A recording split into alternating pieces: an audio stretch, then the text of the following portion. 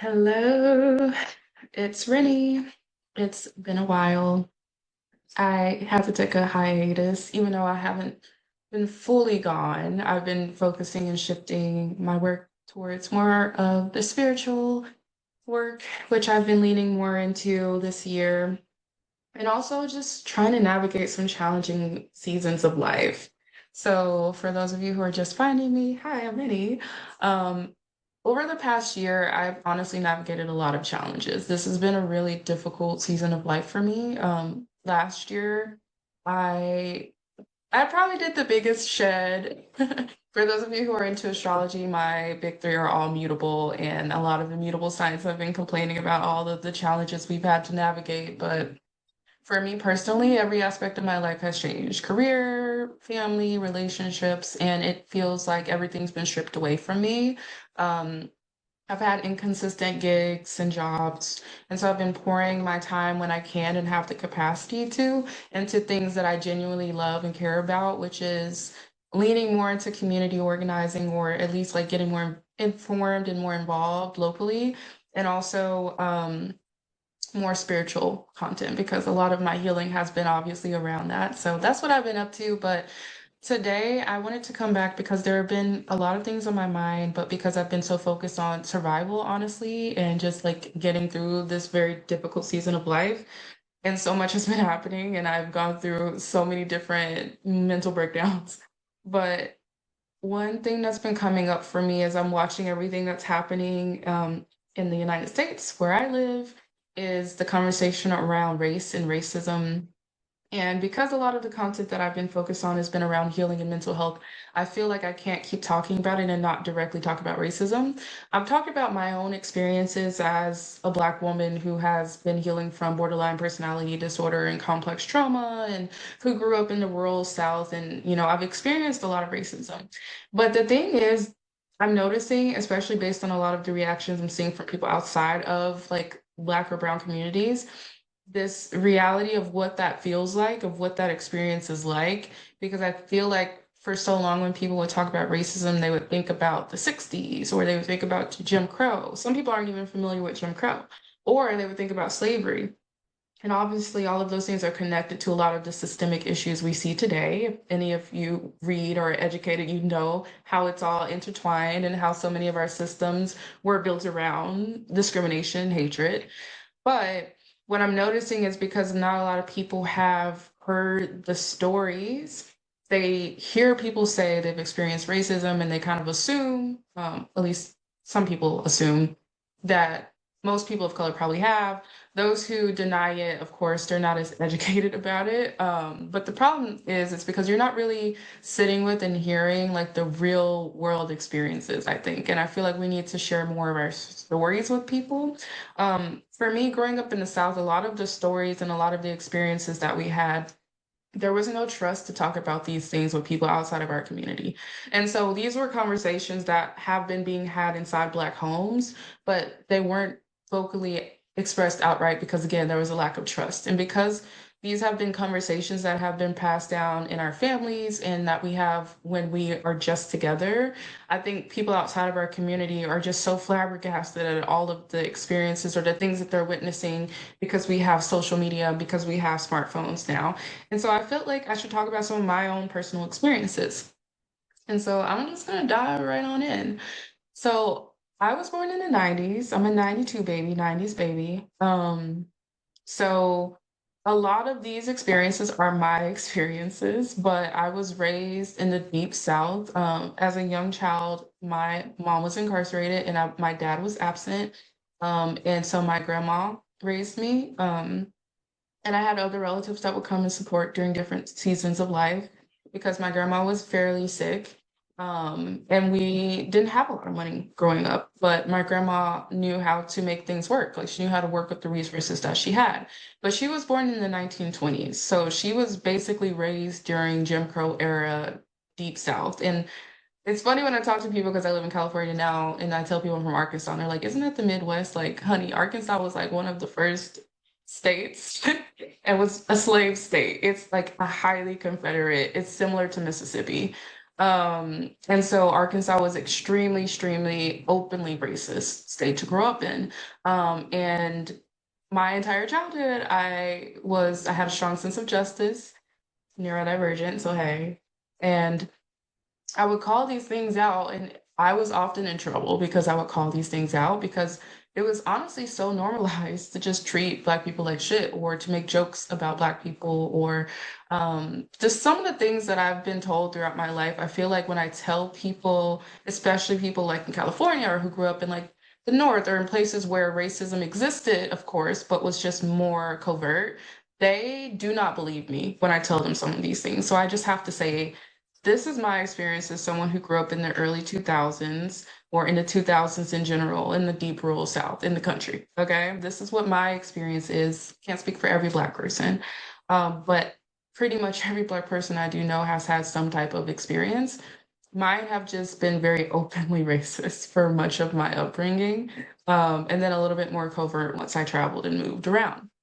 So, one of the first instances of racism that I can remember was when I was, by the way, let me just pause. I might trauma dump a little bit. Okay. So this is just a trigger warning for some of you. I have a very traumatic childhood. Okay.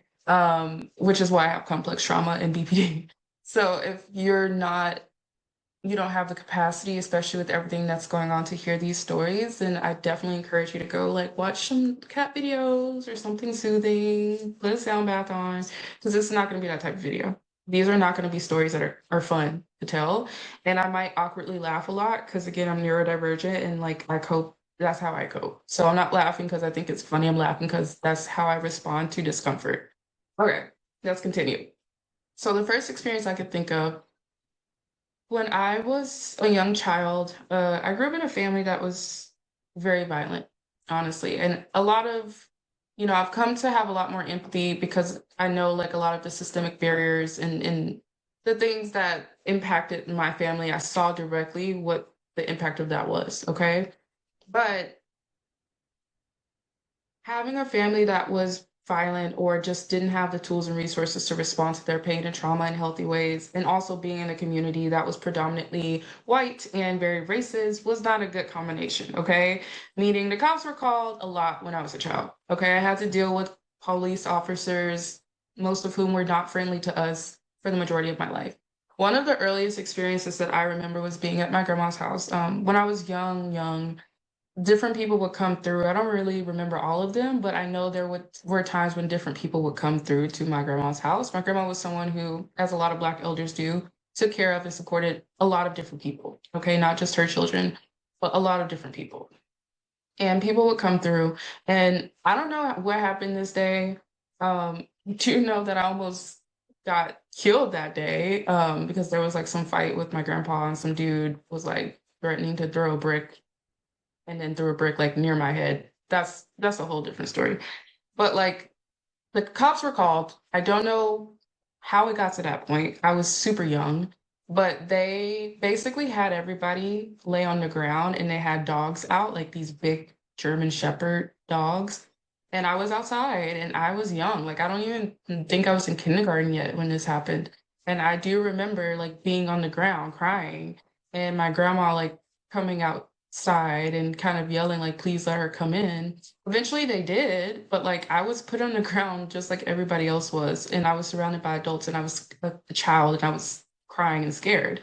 Luckily, I'm not afraid of dogs, but like I did grow up around a lot of people in my community who were afraid of dogs, but that's because we have a history of being attacked by dogs in this country. So that was the first experience that I can remember. And again, I was so young that that was kind of a blur. The next experience, I've had a lot, honestly. Some of them I was too young to remember the details of, but I'm telling you, like I've had so many, I can't even think of. A lot of them did involve like law enforcement, but not all. Some other instances I can think of off the top of my head.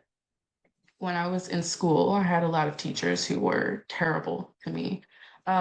I remember having a teacher in elementary school basically tell me that I wasn't gonna be anything, or I don't know, like I remember her saying things like that to me. Um, I remember in first grade specifically, I had a teacher. This was actually an Asian teacher, I remember. I really didn't grow up like being taught to love my hair, my natural hair. And I think a lot of Black women share this experience. And I actually like, this is so sad, but I created like this little headpiece thing because we would make headpieces. This is so bad, but we would make headpieces for like Native Americans, right? So I took that idea to make myself new hair that looked more straight. So I made like these little like a headpiece with like straight hairs with papers, and I put it on my head. And I remember my teacher snatched it off, and she made a comment like about my hair or something. And it really hurt my feelings. And I also just didn't understand because she literally snatched off my head. And this teacher was always very mean to me as a child. I remember that. Even when I would get hurt, she would ignore it. And this teacher ended up being mean to me until that year, I actually ended up having an asthma attack and I almost died. Yeah, so that happened. And I had to be airlifted to the hospital. Okay. And I feel like for the rest of the school year after that, after I recovered and came back, because it did take a while, I was sick for a long time, that teacher just kind of disregarded me completely instead of being rude. But before that, she was really mean to me all the time. And so I was too young to attribute that to racism. And I didn't assume that. I didn't ever assume that, but I noticed that she treated me a lot worse than she treated the other kids. And a lot of the Black students in her class were not treated well. Okay. She was very verbally abusive, honestly. And then I can think of other times where teachers were like this to me. Honestly, it happened throughout my childhood growing up in Arkansas, but I feel like it got really worse with the peers once I relocated. Okay, let me just back up. So I had to move around a little bit. Once my mom was released from prison, there's a lot of situations surrounding that. I went to live with her, and then I ended up going to magnet schools because I was a pretty gifted kid, if I should say, and I love to dance. So I ended up going to magnet schools in Little Rock, which is the capital of the state. And Little Rock obviously had a little bit more diversity than some of the backwood towns were more segregated. So Arkansas was still very like naturally segregated when I was growing up in 2000s, meaning like there were towns and communities that were more predominantly Black or where more Black people were, especially like in the Delta region, right? Which is obviously a former slave area. Okay. This is history. Okay. This is not me stereotyping. This is just history. And then there were towns that were historically sundown towns, and sundown towns do still exist, and Arkansas had a lot of sundown towns. And so those specific areas were still very heavily white. And some of those small towns, Black people just did not go there. And some of like the small towns that were Black, white people just like it was very segregated. Okay. But Little Rock was a lot more diverse and there were more Black people. It was still kind of segregated by neighborhoods. Okay. And the school there, I say all this to say the school there, we had children that would say racist things, but it was very rare that they would say those things to our face because they were afraid. Okay. The schools that I went to, the Black kids did not play. Okay. We were bused from different locations, and, the Black community was very knit. And I think that's a major difference I noticed coming from the South versus being in California, but I digress. But basically, there was racism, and we'd experienced it when we go to certain places. But when we were at school, the kids were just not bold enough to say crazy stuff to our faces. And the teachers, it was more, there was racism, but it was definitely a little bit more covert. There were more like microaggressions when I was going to school in Little Rock that I didn't even notice or pick up on, versus once I went to a small town. Okay. And so I first want to talk about the reason I had to go to a small town. So Arkansas still had desegregation laws or busing laws, right? So this was following the civil rights movement. And it was, I feel like a lot of people don't realize our systems are intentionally racist, okay? But they basically used the laws from the civil rights era that were supposed to help us get better education by giving us access to schools that white kids had access to. But instead, it turned into a system to where students of color ended up getting bused to wherever they needed like more students of color, like more minorities, regardless of whether those schools are actually like quality schools or not. So it kind of ended up defeating the purpose of the initial laws anyway. But anyway, I ended up moving slightly over a county line. And for those of you who are in America, you know, wherever you're living, you have to go to school in those districts. So we had very few options because, again, small towns, very country, not a lot of options, not a lot of schools to choose from, right? And so I really had the option between two schools, both that were predominantly white, and in places that, compared to the capital, were more openly racist. Okay. One of these schools had a reputation for being racist, meaning everyone in Central Arkansas knew if you were Black to not go there because there were stories like all the time, even on the news sometimes, about families from out of state, families of color, not even just Black people, like anyone who would move to this particular town and people would like literally put like a cross in their yard or some type of racist ass sign saying go back to where you came from or some stuff like that was it was really still happening in the 2000s. I wouldn't be surprised if it's still happening now. Okay, that's how racist this town was.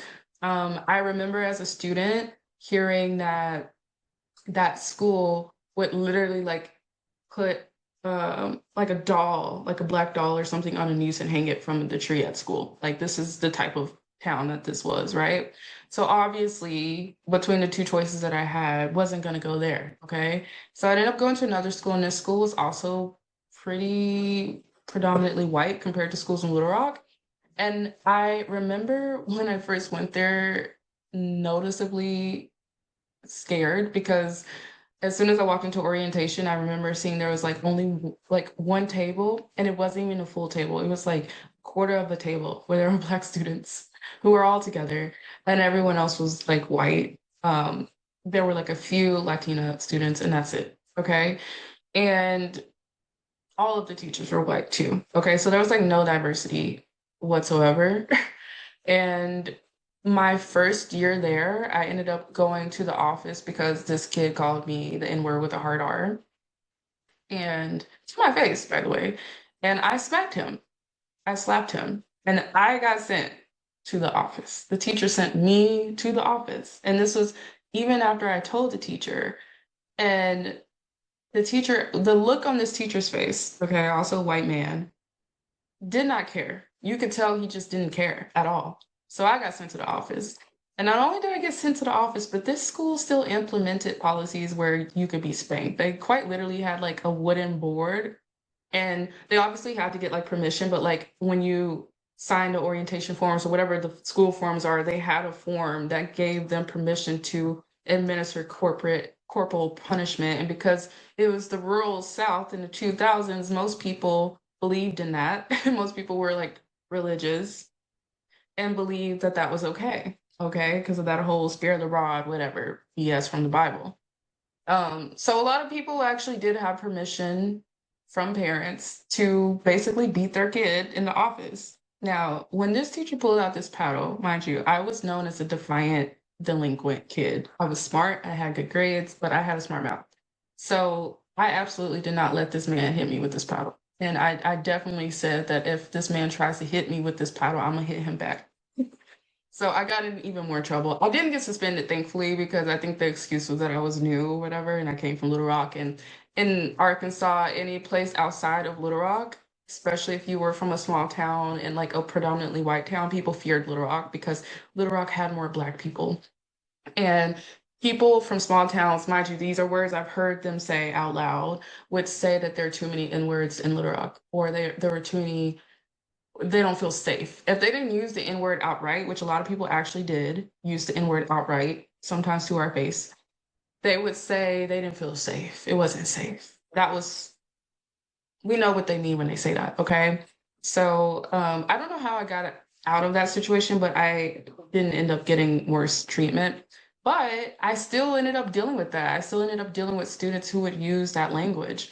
I remember even when I went into high school, the first like friend group to take me in was surprisingly not the Black kids. It was because I was like I've always been someone that just does whatever I want. And if like I didn't act in a stereotypical way or I just liked whatever I liked, like I used to listen to Paramore, shit like that.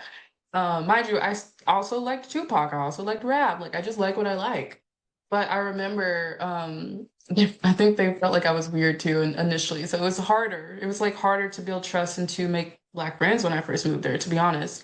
So I was like adopted by the kids who were considered to be lower class. The derogatory term that was often used was white trash, and I don't like that term.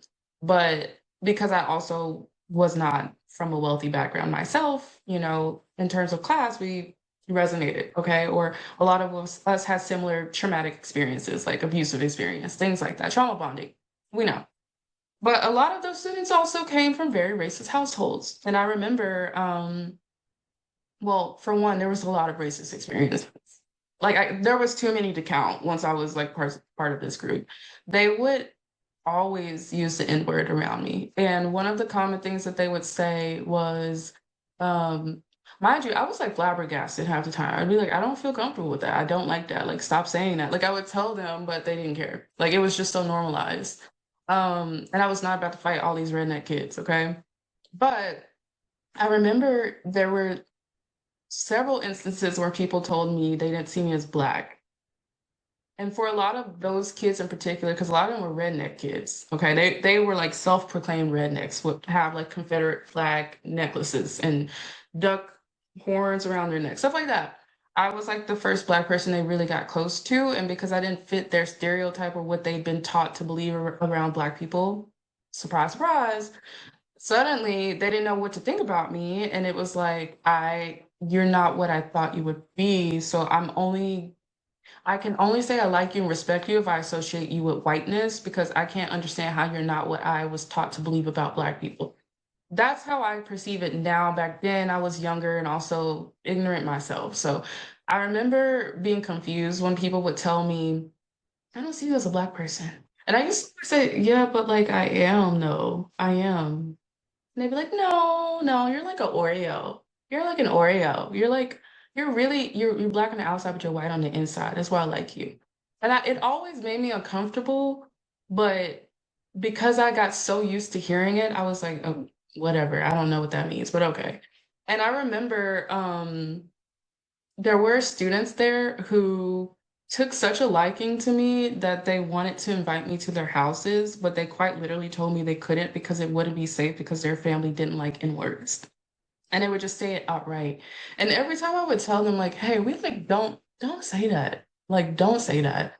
They'd be like, all right, my bad, my bad, my bad, my bad. So like it got to a point where people would stop using that word, but like, and I feel like I don't want to say I got through to these people. It's just they didn't realize how racist they were. It was that bad. Like they didn't realize because that they were just in these small towns and this is how they grew up. And I'm not at all making excuses for it, but this is just what I grew up around when I was in high school. And I remember thinking, oh my goodness, like you need to get out more. Like you need to go out more and meet more people, dude. But I remember there was one particular student and I won't say like their name or what they were called, but they were like this big redneck dude. And people would go and have bonfires. That was obviously a big normal mudding and bonfires were like a big thing to do in the South in the country. Okay. And they wanted to invite me. So here's the thing. We'd be talking at school and we'd be friends at school, but never would they invite me to their house. I've only been to one of their houses. Okay. Um, because they knew their family would not allow it. Like they weren't even allowed to invite Black kids to their house. Like they were not even allowed to. And I remember this student said that. They were like, "Oh, you're lucky that so and so even talks to you because we didn't even think so and so would even talk to a Black person." And I would be like, "Okay," but he took a liking to me, okay? And then they would say, "Well, he said he would invite you, but his family doesn't like N-words." And I'm like, again, stop saying that. And secondly, I probably don't need to be out there. I don't think I need to be out there with y'all. Okay. I was never like butthurt about not being invited because it didn't feel like a space I wanted to be in anyway. Okay. But let's talk about the places that I did go to outside of school, okay? Church, because hello, I grew up in the Bible Belt. There was literally a church on every corner in the South, even in the backwoods. There was always a church. You could be in the wilderness, go around the corner, and there's probably going to be at least one tiny church, okay? There was always a church. So some of the first places I was invited to were churches. And churches, again, for me growing up, were really segregated.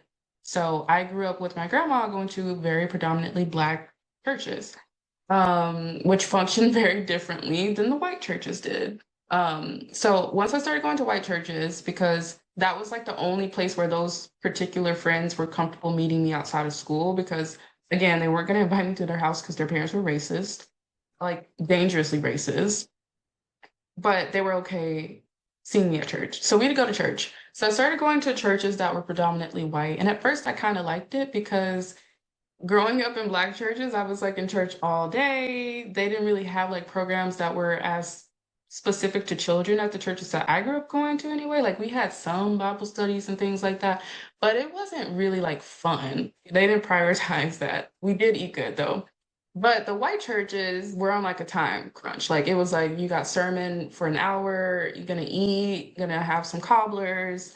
And they had a lot of activities for kids. So like they invested a lot in like youth programs. Okay. I understand why now, but back then it was fun for me because I also didn't have a good home life. And so it was kind of like a social, it was like, think of it like community centers in the South, in the rural South, when there's nothing else to do besides go hang out in Walmart parking lot. Churches were fun because again, they would have like events for youth. And so I started going there and I remember there were so many instances there, but they were more micro because a lot of like the Southern belles or that type of Southern, you know, that if you're from the South, you know the type. They want to be perceived good. They want to be perceived as good Christians. Okay. And so the ones who were still very racist, I would notice they just wouldn't talk to me at all. They would just look at me. They would just like side eye me, like, I might say, good morning, because we were talk to speak to our elders, and they would just look at me like, that's how I knew. Those who did though were really sweet to me, but sometimes even that was like overly because it was like I want to be perceived as a good person. Okay. The ones who were the nicest to me, they still said problematic things like I don't see color, which is also a microaggression. I didn't grow up thinking that that was rooted in malice. I just, again, attribute that to ignorance and not really taking account what the Black experience is. Because in their mind, we not only had equal rights, but we actually, a lot of them thought we had it easier. They're like, well, you got programs for Black people. Well, you got scholarships. Well, you got, like, there was such a huge cognitive dissonance in like our actual lived experience um, and how that impacted us to that day, like the systemic issues. Like they just were not, we weren't really taught any of that in school. Like they really brushed over Black history in a lot of these small town schools. And that's the truth. So a lot of them really were ignorant. So they would say things like that, like I don't see color, or they would reiterate things I would hear at school is like, I don't really even see you as a Black person. It was annoying, but they would also do nice things for me. So it like I feel like I had Stockholm syndrome because I felt like I was being more taken care of than I was at home, but they were still ignorant. It is what it is. They were. And so I had a lot of instances where they would say certain things, especially about my body. Mind you, I was in like churches that were like really, really, really conservative. Like I ended up in like apostolic and Pentecostal churches. I bounced around between different denominations, but when I was like in those particular churches, the way that I dressed and the way that my body shape naturally was, mind you, I was really thin even, but I still had a curve. I still had like a butt. And I didn't really know how to dress because the clothes that I had were more tight fitting. And so I would often get like comments about my body and they would even like donate clothes for me to wear. I remember there were like some times that I couldn't go to church camp because I didn't want to wear the clothes that they wanted me to wear. It was like a whole thing. And I remember I would wear like extensions. Back then I would wear extensions a lot, like braids or weaves, like sew-ins, things like that. And I remember how many questions I would get about my hair or just like the confusion around my hair. I like joke about this one time I was in the bathroom and this lady was like so confused because the last time she saw me, my I was wearing my natural hair, which was really short and I had a lot of breakage because I was getting my hair relaxed back then and it was not healthy. And the next time she saw me, I had a sew-in weave and it was long. And she was like, last time I saw you, your hair was really short. How'd you get your hair to grow that fast? I thought she was joking and I realized like she was dead serious. So I didn't even explain because I got so tired. I was always explaining things about myself, like especially my hair. And I just got so tired of explaining to the questions that they would ask me. They would ask me the craziest questions. And so I just said I took this vitamin. She's like, well, I'll be I don't remember being like, yeah, I'll let you know what this vitamin was called. I don't remember the name, but yeah. And so I would just start responding in like the most, it just became funny to me, honestly, because that's how common it was to get these types of questions. It was ridiculous. And this happened everywhere, like at church camp, at school, anywhere where I was in a predominantly white setting and people felt comfortable talking to me, which for some reason people do feel safe talking to me. They would just say all these crazy things. Um, but honestly, that was not as bad as like some of the instances that were on the street. Like these were more like traumatic experiences that would happen when I was on the street. The amount of times I had just been outside, like outside playing on the street with friends or outside just hanging out and some white guys in some trucks or whatever, like a pickup truck would drive by and just yell out their window. Yeah, they still do that. Like it's the 50s or the 60s. They would still do that. Even when I was in college, okay, they still would do things like that to people. And sometimes they would spit out the window at you. That happened to me more times than I care to count. And I remember that most of the times they had, like, if I saw a truck, to this day, I actually do get triggered by big trucks for that reason. I don't like big trucks for that reason, especially if they have flags on them. Okay. People have replaced their Confederate flags with Trump flags, whatever. Okay. It's the same energy. And I remember back then they would have like Confederate flags or like stickers, whatever, on their car, usually half the time. And they claim that it wasn't racist, it was Southern pride. And I'm like, that doesn't even make sense because y'all lost the war, but I digress. Um, I remember so many times where that would happen, and they would yell the N word with the hard R out their window whenever they would see us and spit out their window or like throw cigarettes or beer bottles crushed up, things like that. And some of them would joke about like running over people of color, running over black people, not just black people, but anybody, because they were racist to everybody, but they were very racist to black people.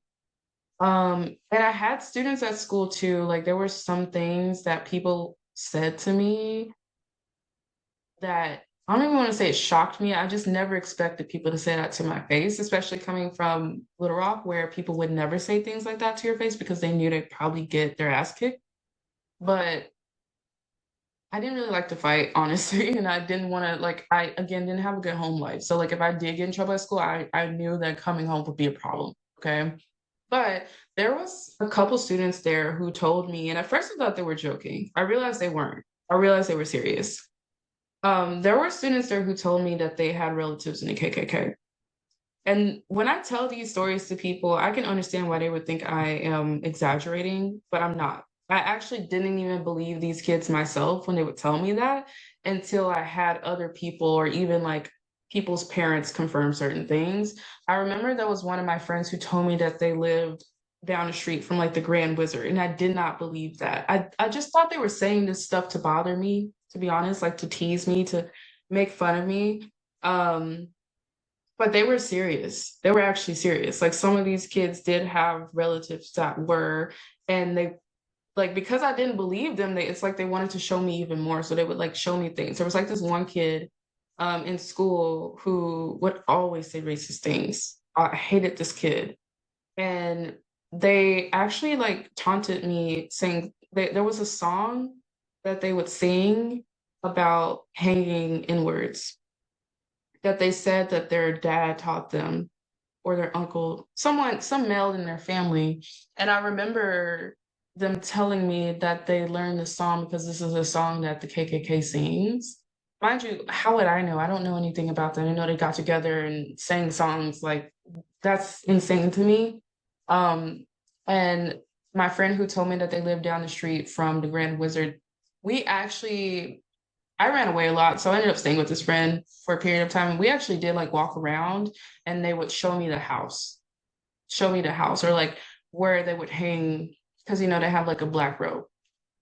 So I wasn't always able to confirm, but a lot of times these kids would like show me proof or show me something or say something to try to confirm that what they were saying was true. But regardless of whether it was true or not, it's a really messed up experience to have, especially as a kid. And I honestly did not feel safe because some of these same kids that would say these really disgustingly racist things, like people would not even make jokes, but like literally I've had kids like say things like, should I get a noose? Or like crazy stuff like that to me. Cause again, I had a smart mouth, so I was always talking shit anyway.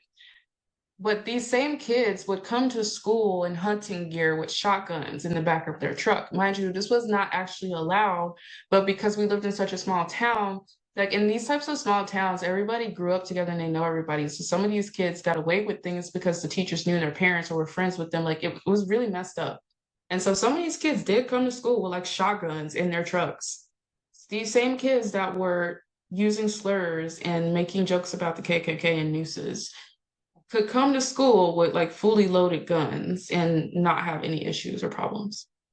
I also had other instances where students would say racist things to me in school, and then when I would get upset, I was the one that would get sent to the office. This happened so frequently. And again, I even had teachers like I have had a lot of near-death experiences, and I think I'll have like another so talking about that. But there was one where my appendix ruptured and I was sick for a long time, during like my sophomore year of high school. And there was one teacher in particular that I did not like, and I definitely thought that this teacher was racist. I did. And I was a smart mouse, so yeah, I could have been a better student, but this teacher was terrible to me and would always say things to put me down and was always really hard and grating towards me too, even though I knew I was smart. And I think a lot of my white teachers hated that because I had a smart mouth, but I still could make good grades. But I remember when I had to come back, I was supposed to get like work to catch up because I'd missed so much of school because I was so sick. This teacher like refused. Okay. And this is one of the few moments that I actually felt like my family like stood up for me because I often didn't feel like I was defended. But in this case, like that, like my mom came to school and was like, hello, like what's going on? Like, get it together. But after I was able to make up for that class, I just never heard from that teacher again. She never bothered me again. I think she actually left the school after that. But anyway, I had like instances like that too, where like teachers were really weird to me. Um, and so for a while, honestly, like towards the later half of high school, I started kind of assimilating a little bit more just because it made it more survivable, to be honest. I ended up making more Black friends, for example. I ended up being friends with people who weren't as awful with the language that they use. We had a lot of like instances at the school when I first came there. It was still like the late 2000s where people like Black kids would fight against white kids a lot. But by the time I graduated, that changed. So even though people would make racist, dumb comments, people weren't openly using the N word. So I definitely like noticed a shift in between that time. Like it became more socially unacceptable to say those things out loud. But even despite that, even despite the fact that it became more covert in school environments or in church environments, it was still really over in public places sometimes. So I would go out to places and people would say things or treat us a certain way. Like if I went into certain stores, people would literally ignore me. Like I wouldn't get help in certain stores. Or if I went to particular towns that were predominantly white, then like it was like if even if I were just was just outside of the gas station, I would just get stared at. And I have so many more stories, but I feel like this is already going on so long. I want to talk about more of like the systemic issues that I've experienced, because I am someone who is when my appendix ruptured, that was an experience I had where I know I dealt with medical racism and it almost took my life. And I have a lot of racist experiences from that hospital. I remember like even these interns like forcing me to eat a banana I was so sick that I couldn't eat and had to be on a feeding tube for weeks. Lost a lot of weight. It was hard for me to walk, to use the bathroom by myself. And once I started to feed again, I literally remember these like interns forcing me to eat a banana and like laughing about it. I couldn't eat it because I was so sick. And there was like not an ounce of empathy from them. There was like another nurse who, again, I'm literally on my deathbed here, right? A lot of time I was alone too, just because like my family still had to work and do other things and go to school. So they couldn't always be at the hospital with me. I was in pain for the majority of my stay because they would not give me pain medicine when I would call to ask for it, even though I was in pain. It's like they thought I was exaggerating how much pain I was in. The only time I got pain medicine on schedule was when I had this one nurse that was actually a kind-hearted, sweet nurse, and she ended up quitting while I was there. So the other nurses were terrible. There was one nurse who literally told me that my hair was nappy after I had like some relatives come like take my braids out and I had to get my hair redone, which is also an issue for a Black woman who's extremely sick too, right? Because I can't take care of my hair. And I had natural hair at the time, or I was going natural at the time, or I just couldn't like there was no way to do upkeep at that time. And she literally said my hair looked nappy. Yeah, while I was literally like sick in bed. And I remember complaining about it or telling my mom and then being like, what the hell? And they had to switch her out with another nurse, but it was terrible. I have more experiences from that that were it was extremely traumatic, like really traumatic. And if I would have known what I know now, I know that we probably could have sued this hospital. Like that's how bad it was. But I didn't know. And that's the thing that a lot of times when it's systemic like that, they can prey on people because they know that they don't have access to information and resources. So, we couldn't like afford to get a lawyer anyway at the time. So anyway, I digress. But there were a lot of instances like that. And this is just like my experiences, a lot of which, because it was so normalized, I think I grew up like dismissing my own experiences, to be honest, for a lot of my life. And it wasn't until I moved to California or other parts of the world that I was like, yeah, that was crazy. And talking about it doesn't sound real to people. Like people think that I'm making this shit up. And it's like, no, not only did that stuff happen frequently, those people are still out here. They vote, they have families, their grandparents are still here. They eat Thanksgiving dinner with them. Like those are the same people who got us in the position that we're in right now. And so we got to stop pretending like this is like old news because it's not. It's not. And when I was in college, I'll end it here, but when I was in college, I did a TED talk where I talked about my experiences. Yes, I did a TED talk, a real one, a TEDx talk. Maybe I'll link it, but it's kind of embarrassing because my accent was still really strong. But I did a TEDx talk, and I remember there was another speaker that night, amazing guy. He spent the majority of his life working. I can't remember his name, but if I do, I'll put it in the description. But he spent the majority of his life working to get those who have crimes, hate crimes against Black people from like the 60s, the 50s, or even later, because this continued to happen, to get them charged because they never got charged. And some of those people are still alive. Like they're old people just living their best lives after in their youth as teenagers and 20-year-olds and 30-year-olds, they literally lynched people. They literally murdered people and they just went on to live their life like it's normal. So he spent his career, this is a white man, by the way, he spent his career basically making sure those people, those families got justice. And what was so interesting to me about that was that I did this speech in like 2017. So people act like it was so long ago, and it's like, no, these people, a lot of them are still alive. And a lot of people who literally lynched Black people, when my grandma was like my age, right? Like it's not that long ago. Um, they sit at Thanksgiving dinner. They might be on dialysis or some stuff, but like they're still here and they raised their kids to think like them. So this didn't just magically go away. It was never addressed. And so I'm just sharing my experiences.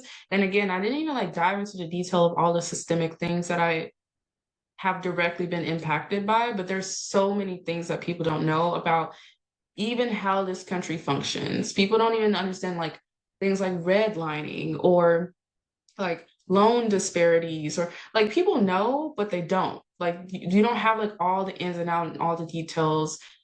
And I feel like if they did a better job teaching this history, then we wouldn't have the issues that we have today. But that is also by design. So I just encourage you to believe your Black friends and your friends of color when they tell you about their experiences. Please stop telling us that we're making this stuff up.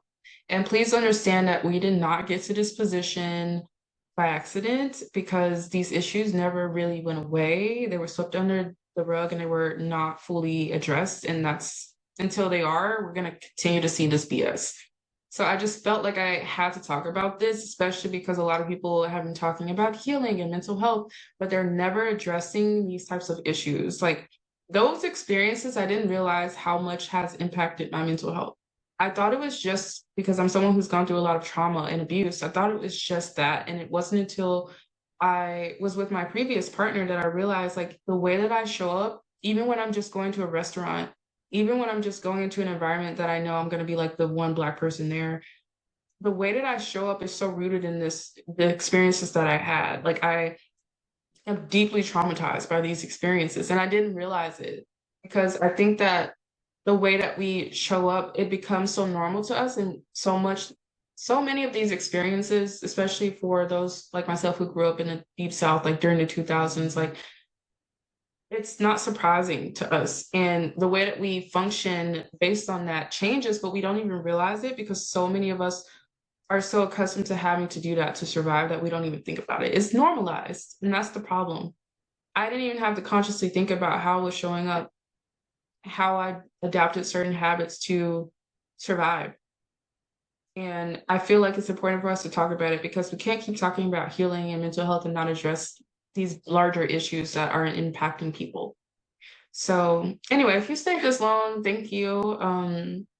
I do want to tell more stories about my experiences and my background because I just have a lot of crazy stories and it's hard to talk about myself. And again, I've talked about this on the podcast before that I feel like no one really fully gets to know me because I feel uncomfortable talking about my experiences because my experiences sound like a movie. They sound insane when I like recap the things that I've been through to people who I do get close enough to talk to. It's uncomfortable because people just feel bad and that makes me uncomfortable. But I do want to have at least one outlet to share these experiences because I know there are other people who've gone through similar things, even as crazy as it sounds. And it's important for us to have spaces to talk about it because that's how we heal and that's how we also work to build a world that's better than this because we don't deserve to have to live this way. So, anyway, I'm gonna leave it there. Thank you for listening up until now. Please stick around. I will have more content, varied content, but content will be coming. And I'm sending you all a lot of love. Till next time. Bye.